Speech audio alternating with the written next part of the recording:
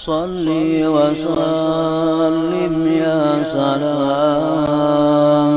ala nabi khairil anam wal ali wa sahbihi. Bismillahirrahmanirrahim. Alhamdulillahi rabbil alamin. Wa bihi nasta'in ala umuri dunya waddin. Wassalatu wassalamu ala asyrafil anbiya wal mursalin Sayyidina wa habibina Muhammadin wa ala alihi wa sahbihi ajma'in. Qala al-musannif al-imam al-hujjatul islam Abu Hamid Muhammad bin Muhammad al-Ghazali rahimahullah wa nafa'ana bi ulumihi. Wa kana Yazid bin al-Aswad yura annahu min al-abdal wa kana qad halafa annahu la yadhaku abada wa la yanamu muttaji'a wa la ya'kulu samna abada fama ru'iya dhahikan wa la muttaji'an wa la akala samina hatta mata rahimahullah. Wa qala al-Hajjaj li Sa'id ibn Jubair balagani annaka lam tadhak qat faqala kaifa adhaku wa jahannamu qad su'irat wal aghlalu qad nusibat والزبانية قد أعدت.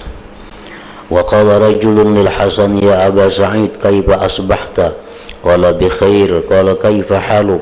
فتبسم الحسن وقال تسألني عن حالي ما ظنك بناس ركبوا سفينة حتى توسطوا البحر فانكسرت سفينتهم فتعلق كل إنسان منهم بخشبة على أي حال يكون؟ قال الرجل على حال شديدة. Qala al-Hasan hali asaddu min halihim ila akhir.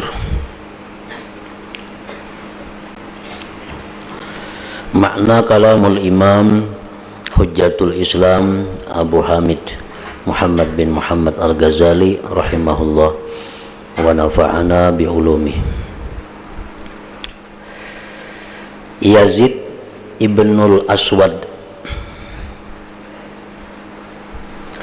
melihat bahwasanya ia termasuk dari wali abdal. Artinya Yazid bin Aswad, beliau itu dikatakan orang termasuk golongan wali al-abdal. Abdal itu adalah salah satu di antara golongan-golongan yang ada di dalam wilayah kewalian. Ada wali yang disebut Aktab, ada wali yang disebut Autad, ada wali yang disebut Gaus, ada wali yang disebut Abdal. Nah, kenapa disebut Abdal? Yang artinya adalah ganti. Abdal itu artinya gantian. Nah, mereka itu dinamakan wali abdal karena mereka itu selalu ada yang mengganti pada posisi mereka, yaitu digantikan oleh para malaikat. Dan wali abdal ini jumlahnya kada kurang kada lebih daripada 7 orang. Mereka berkedudukan di 7 penjuru bumi ini. Apabila mereka itu meninggalkan tempat kedudukan mereka, maka Allah gantikan ada malaikat yang persis sama seperti dia, sehingga seolah-olah dia itu kada pernah meninggalkan tempat tinggalnya. Nah, maka itu disebut abdal tadi. Jadi kada kawa kurang, kada kawa lebih daripada 7 orang wali abdal itu. Ada mati ganti sekong, panjang mana gilirannya, antriannya nyeba 7 aja. Jadi ada sekong mati, anyar sekong naik mengganti posisinya, sekong mati, sekong naik mengganti posisinya.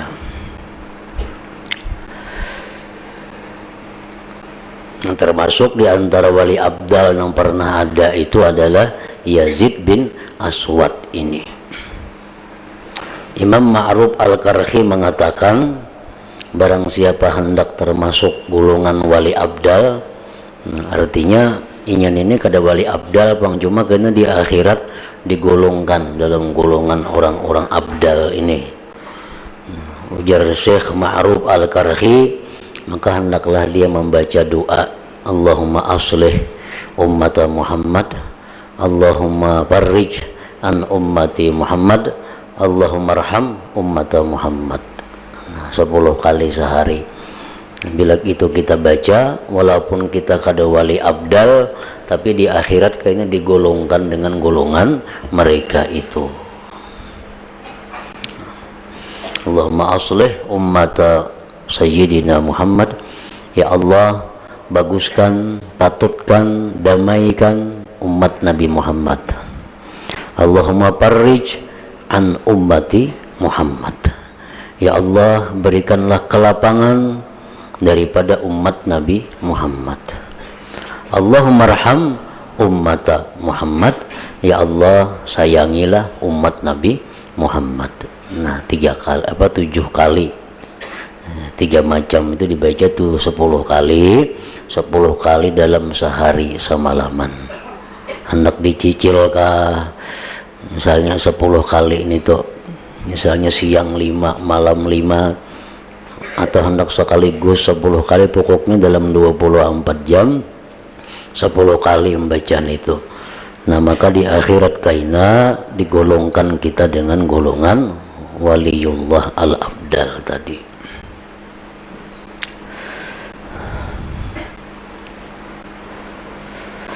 Ia telah bersumpah, Yazid bin Aswad telah bersumpah bahwa ia tidak akan tertawa. Arti tertawa itu tertawa yang kada bagus, yang sampai menimbulkan yang kada baik. Lain tersenyum. Nah tersenyum itu adalah termasuk daripada akhlaknya Rasulullah Sallallahu Alaihi Wasallam, bahwa ia tidak akan tertawa selamanya, dan tidak akan tidur berbaring, dan tidak akan makan minyak samin selamanya. Maka ia tidak terlihat tertawa, tidak terlihat tidur berbaring, dan tidak terlihat makan minyak samin hingga ia wafat rahimahullah. Karena itu termasuk adalah persyaratan untuk orang yang hendak jadi wali abdal itu. Pertama, tarkul manam, meninggalkan guring. Kalau hendak jadi wali abdal mesti wani dulu kada guring. Yang kedua, tarkul anam, meninggalkan manusia, artinya kada mau bergaul lawan orang, kecuali bergaul itu mendatangkan kebaikan atau pahala. Yang ketiga, tarkut ta'am, meninggalkan makanan. Jadi kawak ada makan dulu, kecuali dalam keadaan bersangatan lapar hanya makan. Yang keempat, tarkul kalam, meninggalkan bicara, kecuali bicara itu adalah keparduan atau yang sunat. Nah itu 4 perkara yang mesti dilalui oleh orang yang hendak jadi waliullah abdal tadi.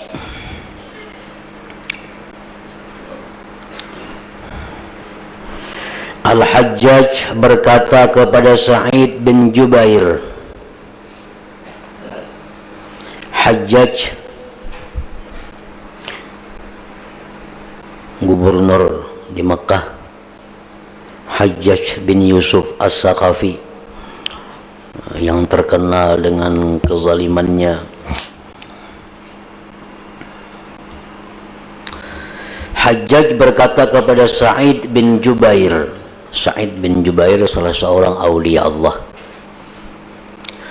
Ujar Hajjaj, wahai Sa'id, telah sampai kepadaku kabar bahwa engkau tidak pernah tertawa sama sekali.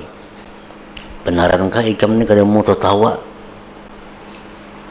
Maka Sa'id bin Jubair menjawab, bagaimana aku tertawa sedangkan neraka jahanam sungguh telah dinyalakan, rantai-rantai telah dipasang, disiapkan, dan malaikat Zabaniyah telah disiapkan. Nah, karena aku mengingat itu, aku selalu membayangkan itu, maka aku tidak bisa tertawa, ujar Sa'id bin Jubair. Dalam sebuah riwayat disebutkan bahwa Sa'id bin Jubair ini dibunuh oleh Hajjaj ini.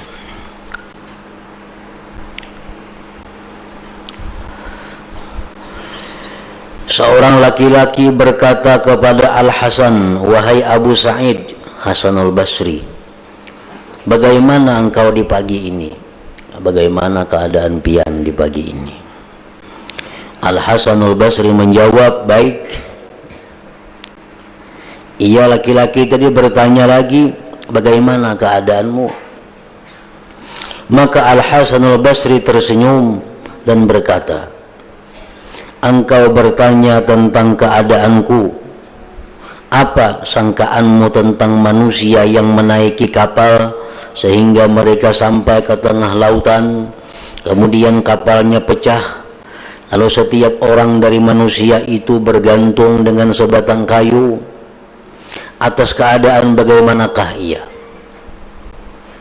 Laki-laki itu menjawab, di atas keadaan yang bersangatan menyedihkan, sangat menakutkan. Di tengah lautan kapal pecah, hanya beingkut lawan sebatang kayu lagi, tentu keadaannya adalah menakutkan. Nah, Al-Hasanul Basri berkata, keadaanku sekarang ini lebih bersangatan menyedihkan daripada keadaan mereka itu. Nah, keadaanku sekarang ini lebih menakutkan daripada keadaan mereka itu. Nah, kenapa lebih menakutkan? Karena keadaan mereka nang pecah kapal di tengah lautan tadi, amun nyelamas paling-paling mati, nyelamas mati. Nah, kalau keadaanku sekarang ini, kalau aku berbuat hal-hal yang dilarang Allah, aku berbuat hal-hal yang tidak diridhai Allah, maka aku akan mati dan disiksa oleh Allah Subhanahu wa ta'ala. Jadi keadaanku sebenarnya lebih menakutkan daripada mereka yang pecah kapal di tengah laut tadi. Budak perempuan jariyah yang telah dimerdekakan oleh Umar bin Abdul Aziz, khalifah yang ke-14 malam. Si budak perempuan ini seorang ahli ibadah yang taat kepada Allah. Setelah dimerdekakan oleh tuannya Umar bin Abdul Aziz, suatu hari dia masuk berilang ke tempat Umar bin Abdul Aziz. Hanya budaknya itu asal di rumah begana digaduh. Begitu dimerdekakan, nanya tinggal berpikir seorang bebas mencari kehidupannya. Nah, si budak perempuan ini dulunya adalah milik daripada Khalifah Umar bin Abdul Aziz, kemudian beliau merdekakan. Suatu hari berhilang kepada mantan tuannya nih. Ia memberikan salam kepada Umar. Lalu si budak tadi pergi ke masjid dalam rumahnya. Dalam lingkungan tempat tinggal rumah khalifah itu ada masjidnya. Rumah khalifah kayak semacam presiden. Dalam lingkungan komplek perumahan itu ada masjidnya. Lalu si budak perempuan tadi masuk ke masjid itu. Ia mengerjakan salat di dalamnya 2 rakaat. Si perempuan tadi sembahyang 2 rakaat di masjid itu. Ia terkalahkan oleh kedua matanya. Kemudian ia tertidur. Ia menangis dalam tidurnya. Si perempuan tadi menangis guring. Dan kemudian ia terbangun. Lalu mendatangi Khalifah Umar bin Abdul Aziz. Ia berkata, wahai Amirul Mukminin, wahai Khalifah, sesungguhnya aku demi Allah, ujar si perempuan nih bersumpah, sesungguhnya aku demi Allah telah melihat keajaiban. Umar bin Abdul Aziz bertanya, apakah keajaiban itu? Ia berkata, aku melihat neraka, bermimpi melihat api neraka waktu guring di masjid tadi. Neraka itu membakar penghuninya, kemudian didatangkan titian. Titian itu diletakkan di atas neraka. Umar berkata, ujar Khalifah ini, teruskan. Betul enggak apa kisahnya? Budak perempuan itu berkata, kemudian didatangkan Abdul Malik bin Marwan. Dalam mimpi itu dipanggil Abdul Malik bin Marwan supaya menyeberang melewati titian Siratal Mustaqim. Di bawahnya neraka Jahannam itu menyala. Lalu menyeberang Abdul Malik bin Marwan. Abdul Malik bin Marwan ini khalifah yang ke-10, presiden yang ke-10 aja kita. Abdul Malik bin Marwan.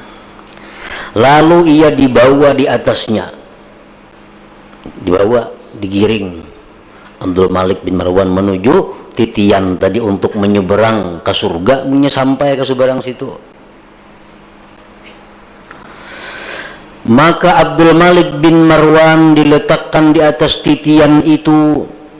Beliau tidak melewati di atas titian itu melainkan sedikit, hanya beberapa langkah berjalan di titian itu, sehingga titian itu terbalik sebab beliau, lalu beliau jatuh ke dalam neraka.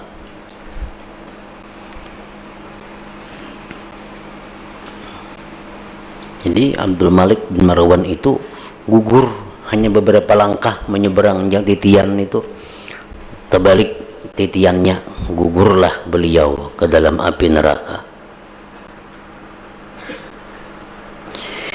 Umar berkata, Umar bin Abdul Aziz khalifah saat itu, teruskan. Betul apa apa selanjutnya mimpinya nih? Budak perempuan itu berkata, kemudian didatangkan Al-Walid bin Abdul Malik. Ini giliran Walid bin Abdul Malik lewat titian. Ini khalifah yang ke-12. Maka beliau, Walid ini dibawa di atas titian. Beliau tidak melewati titian itu melainkan sedikit, sehingga titian itu terbalik sebab beliau. Maka beliau jatuh ke neraka Jahannam. Umar bin Abdul Aziz berkata, teruskan. Itu kayak apa pulang? Budak perempuan itu berkata, kemudian didatangkan pulang Sulaiman bin Abdul Malik, khalifah yang ke-13. Yang sebelum Umar tuh, khalifah ke-13 Sulaiman bin Abdul Malik. Maka beliau tidak melewatinya melainkan sedikit, sehingga titian itu terbalik sebab beliau, lalu beliau jatuh seperti yang demikian. Yang khalifah yang ke-13 pun beberapa langkah meniti titian itu, terbalik gugur juga ke neraka Jahannam.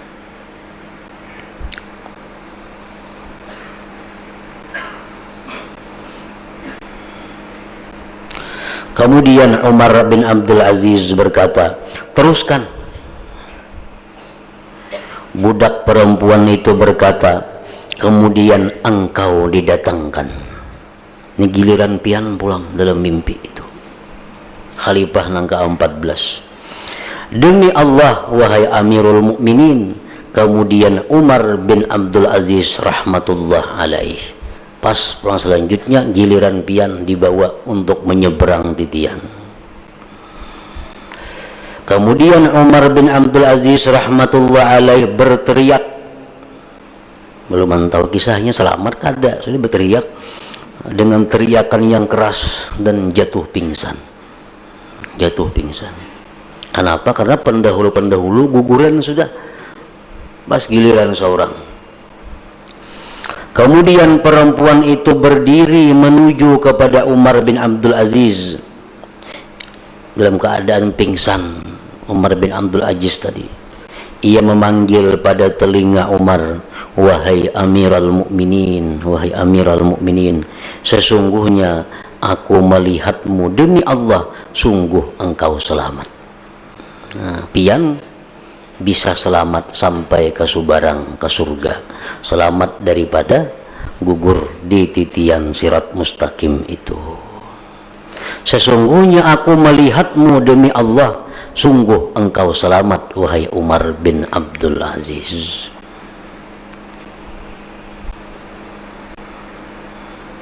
Perawi berkata, perempuan itu memanggil, sedangkan Umar berteriak dan menjauhkan dengan kedua kakinya. Nah, jadi itu merupakan contoh atau model bagaimana akhlak, perilaku pejabat khalifah yang selamat. Bacalah biografinya, sejarahnya, bagaimana Umar bin Abdul Aziz memimpin rakyat. Bila kau macam itu menuruti, maka selamat di titian siratal mustaqim. Lihati sejarah hidupnya, ada semuaan lengkap di dalam tarikh. Bagaimana Walid bin Abdul Malik memimpin rakyat, bagaimana Sulaiman bin Abdul Malik memimpin rakyatnya, sehingga akhirnya mereka itu terjerumus ke dalam neraka tadi. Baca sejarah hidupnya, bagaimana keadilan mereka itu, bagaimana kasih sayang mereka itu kepada rakyat. Nah, bila kita baca sejarah hidup mereka itu, maka mimpi yang demikian itu mendekati kebenaran. Dan mimpi orang saleh dan salihah itu merupakan bagian daripada kenabian itu.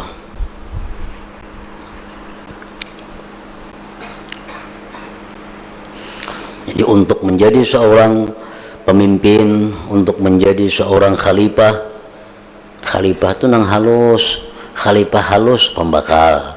Nah, khalifah taganal sedikit kayak camat bupati, khalifah taganal lagi gubernur, nang ganal benar presiden. Semua itu adalah khalifah. Bila hendak selamat, nah turuti bagaimana gaya kepemimpinan Umar bin Abdul Aziz.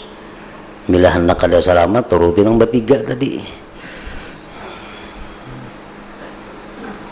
Intinya bahwa adalah Umar bin Abdul Aziz ini, beliau dalam memimpin negara, memimpin rakyat, pertama ada sifat yang tidak dimiliki oleh yang lain, yaitu adalah syafaqah ala ra'iyatih. Beliau itu punya kasih sayang yang mendalam kepada rakyatnya.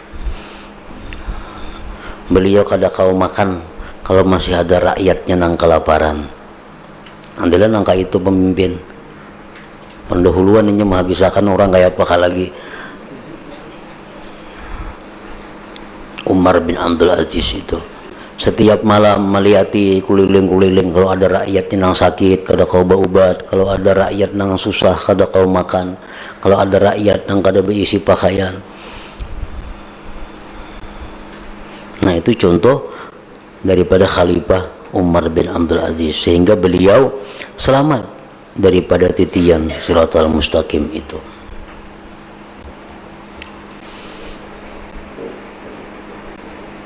Jadi orang yang hendak jadi pejabat itu yang penting ada punya sifat syafaqatur ra'iyah, sifat kasih sayang yang mendalam kepada rakyat. Yang kedua ada sifat al-adlu bainahum, adil di antara mereka. Kada tahu kawan, kada tahu siapa, kada tahu siapa, pokoknya ini rakyatku sama di mata pemerintah. Rakyat itu adalah sama.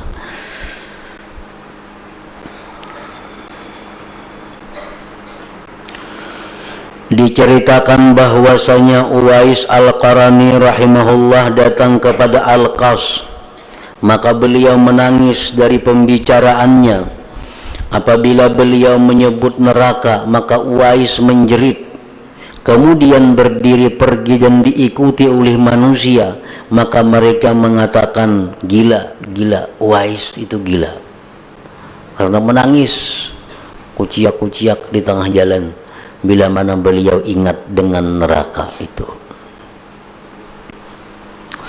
Mu'az bin Jabal radhiyallahu anhu berkata, sesungguhnya orang mukmin itu tidak tenang ketakutannya sehingga ia meninggalkan titian neraka jahanam di belakangnya. Nah, kita ini sebenarnya kada boleh tenang, kita kada boleh bersenang-senang sebelum kita menyeberang Siratal Mustaqim. Kalau sudah kita sampai di Siratal Mustaqim itu, nah ayo lagi hendak betilambung, hendak kayak apa? Kenapa? Karena sudah habis melalui masa-masa sulit, habis sudah melalui masa-masa cobaan. Tinggal lagi yang ditemui adalah tempat kebahagiaan dan kesenangan. Nah, kalau sudah menyeberang titian itu, ayo lagi hendak bertenang, bergembira. Sesungguhnya orang mukmin itu tidak tenang ketakutannya sehingga ia meninggalkan titian neraka jahanam di belakangnya. Tawus, salah seorang aulia Allah, menghamparkan hamparan untuk Mu'az bin Jabal. Maka Mu'az berbaring dan berguncang badannya seperti biji berguncang dalam tempat pengguringan. Kemudian ia, Mu'az bin Jabal ini, melompat berdiri, kemudian melipat badannya dan menghadap kiblat dengan rukuk dan sujud hingga waktu subuh. Beliau berkata, mengingat neraka jahanam itu dapat menerbangkan tidurnya orang-orang yang takut kepada Allah Subhanahu wa ta'ala. Al-Hasanul Basri rahimahullah berkata, seorang laki-laki keluar dari neraka setelah 1000 tahun lamanya di neraka. Ini orang ahli maksiat, macam-macam maksiat dilakukannya, tapi inya masih ada iman, masih ada imannya, sehingga karena maksiatnya itu banyak dan kadang minta ampun kepada Allah, mati membawa maksiat, dimasukkan ke dalam neraka. Ada yang 100 tahun di neraka, ada yang sekian tahun, ada yang 1000 tahun, ada yang lebih daripada itu. Ada seorang laki-laki yang keluar dari neraka setelah 1000 tahun lamanya di neraka. Lalu ujar Hasanul Basri, semoga akulah laki-laki itu, semoga akulah laki-laki itu. Kenapa beliau mengatakan demikian? Karena begitu banyaknya orang-orang yang dulunya beriman mati meninggalkan iman dan dalam neraka selama-lamanya abadi, kada sing keluaran lagi.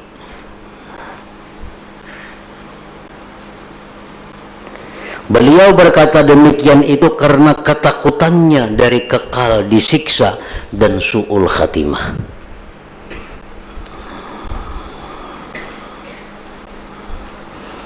Diriwayatkan bahwa Al-Hasanul Basri tidak pernah tertawa selama 40 tahun.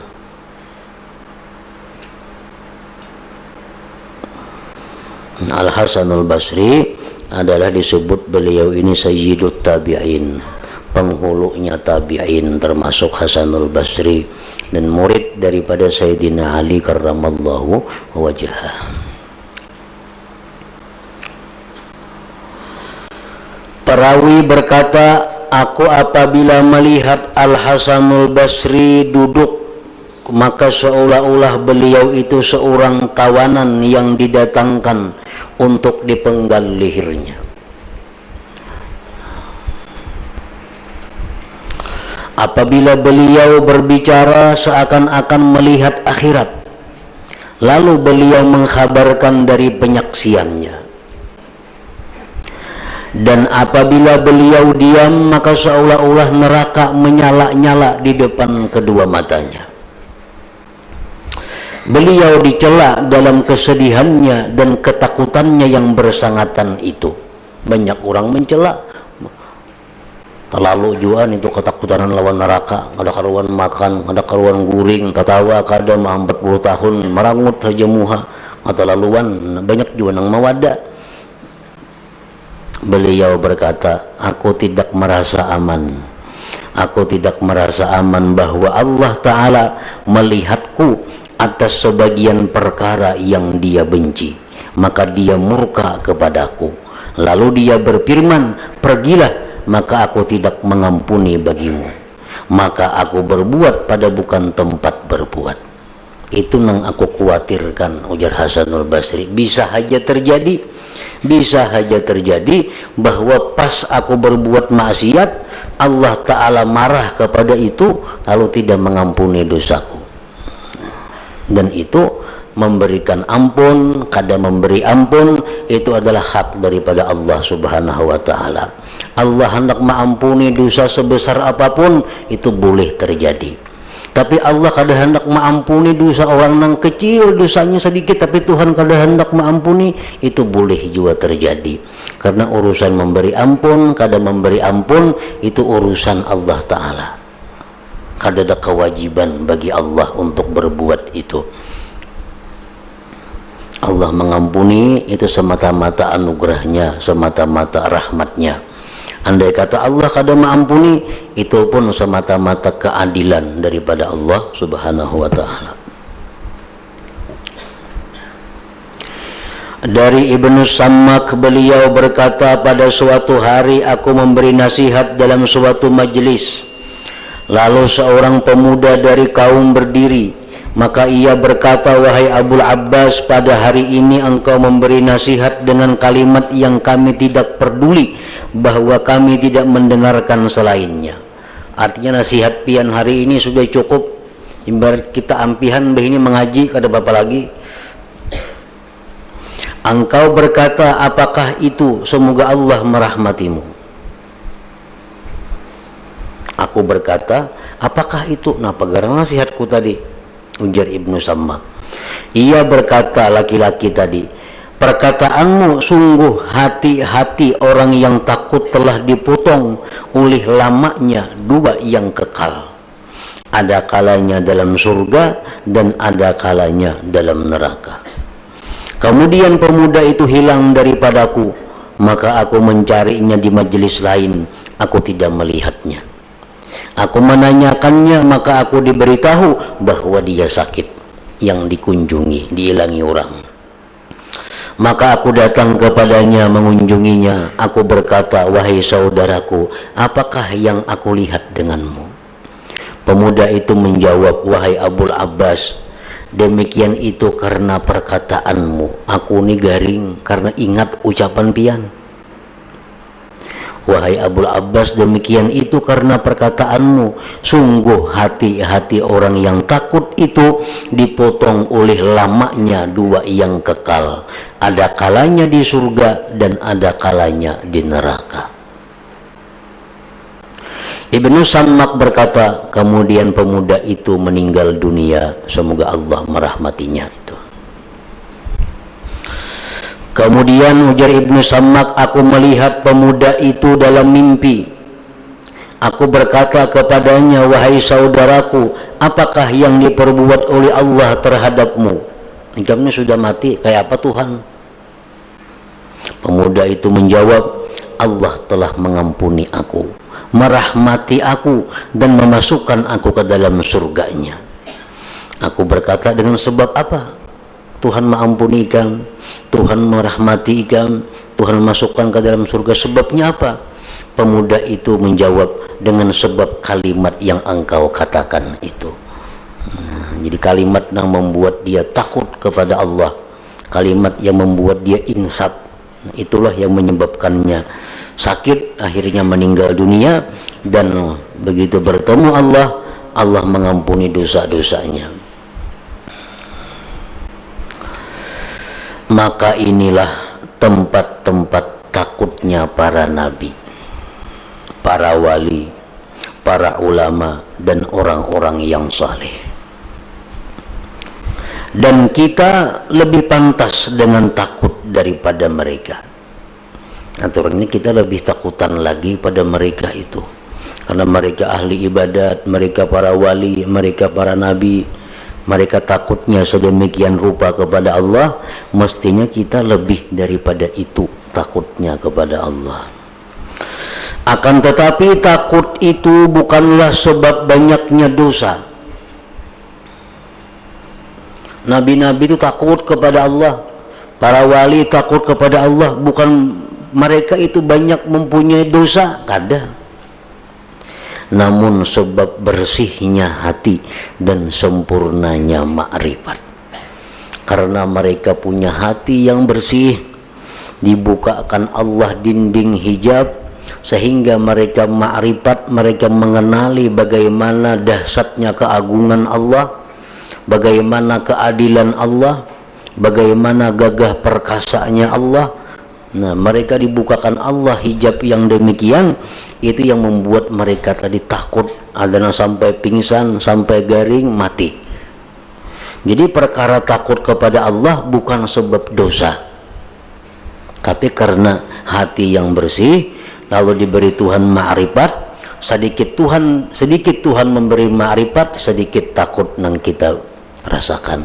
Makin banyak Tuhan membuka pintu ma'rifat kepada kita, makin banyak takut yang kita rasakan. Apabila tidak, maka tidaklah merasa amannya karena sedikitnya dosa dan banyaknya taat kita. Bahkan nafsu syahwat kita telah menuntun kita, dan kecelakaan kita telah mengalahkan kita. Kelalaian dan kekerasan hati kita telah mencegah kita dari memperhatikan keadaan-keadaan kita. Maka tidaklah dekatnya berangkat itu mengingatkan kita. Maksudnya tidaklah tua umur itu mengingatkan kita. Banyak yang sudah tua-tua umur, tapi kada insaf, kada sadar. Tua itu di atas 40 tuh tua ngarannya. Syekh sudah orang tua. Jadi umur di atas 40 jangan merasa anum lagi. Itu sudah dianggap tua oleh agama. 30 tuh pemuda, nah ayuha merasa anum umur 30, 35. Bila sudah 40 tuh orang tua ngarannya agama menilai. Jadi bila agama menilai yang umur 40 tuh orang tua, cucukakan kayak kelakuan orang tua, pakaian, jambul, sepatu, salawar, cucukakan kayak orang tua, karena agama menganggap seorangnya sudah orang tua. Sejahat-jahat orang tua nang manganganak. Sebaik-baik kakanakan nang manuha. Nah, itu paling kada baik orang tua nang merasa anum, pakaian kayak orang anum. Nah, mestinya pakaian disesuaikan lawan umur. Jadi umur 40 tuh syekh ngarannya. Syekh itu artinya orang tua. Tuha sudah bilang 40 itu. Nah, maka tidaklah dekatnya berangkat. Tuha artinya, Tuha itu parak berangkat, mengingatkan kita. Dan tidaklah banyaknya dosa menggerakkan kita untuk tobat. Dan tidaklah menyaksikan keadaan-keadaan orang-orang yang takut itu menakutkan kita. Kita mendengar cerita-cerita tadi, bagaimana takutnya para nabi, takutnya para wali, kada ada jua, tergerak-gerak hati, takutan bertambah, kada ada jua. Dan tidaklah bahayanya kesudahan hidup su'ul khatimah mengejutkan, menggelisahkan kita. Khawatir mati su'ul khatimah, kada ada jua. Nah, itu akibat apa? Akibat kita dituntun oleh hawa nafsu, dituntun oleh kelalaian, dituntun oleh kekerasan hati kita. Maka kita memohon kepada Allah Ta'ala, kiranya Allah mempertemukan dengan karunia dan kemurahannya keadaan-keadaan kita. Maka Allah membaguskan kita bila menegarakan lisan dengan semata-mata meminta tanpa persiapan, itu bermanfaat bagi kita. Amin ya rabbal alamin. Nah, dan termasuk di antara keajaiban-keajaiban.